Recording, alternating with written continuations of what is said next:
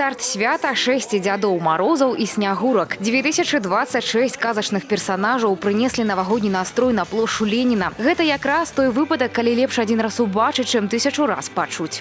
Настроение очень классное, здесь очень атмосфера. Мы сегодня будем выступать, танцевать. Мы очень ждем зажжения елки, ну и снега, конечно. Новогодние игрушки, свечи, хлопушки в нем.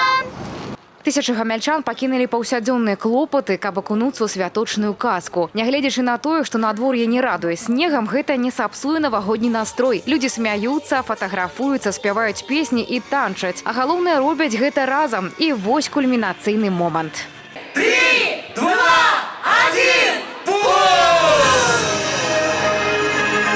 Галоўная навагодняя прыгажуня рэгіёна 33 метры ў вышыню і па традыцыі ідэальна роўнай формы. На металічнай канструкцыі светладыёдная сетка, якая стварае эфект вялікага экрана. Калі глядзець здалёк, можна ўбачыць дынамічныя ўзоры і прачытаць віншаванне з Новым годам. Дзеля піксельнага асвятлення выкарыстоўваецца складанае абсталяванне. У праграме некалькі дзясяткаў рэжымаў. Дарэчы, гарадскія ёлкі запаліліся ва ўсіх раёнах літаральна сінхронна. Сёлета для ўпрыгожвання вуліц і баўлення часу гараджан гарадскія ўлады падрыхтавалі новыя аб'екты.